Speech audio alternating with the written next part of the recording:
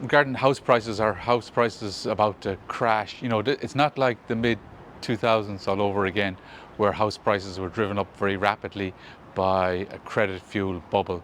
That's not what's happening. House prices are rising and they're expensive, but it reflects the big increase in demand for housing. And that's been driven by very fast population growth, big increases in employment, rising wages, general economic strength, and low interest rates. And that looks like it's going to persist for a while, supporting house prices.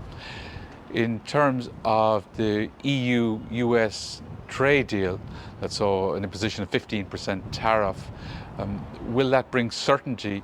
I think it will bring a degree of reassurance to businesses, but not certainty, because certainty would mean that the deal cannot be changed or ripped up, and the Trump administration, if it wants, can rip up and change that deal anytime it wants. So yes, some reassurance, especially for the next few quarters, but there's nothing certain when we're dealing with the Trump administration. It can change policy on a dime if it suits it.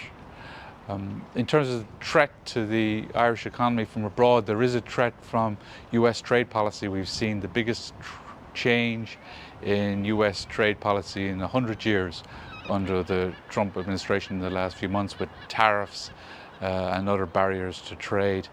And I think importantly, the administration is threatening the independence of the Federal Reserve, American central bank, and that could have very serious consequences for the United States financial system and for the US economy, and therefore for the global economy.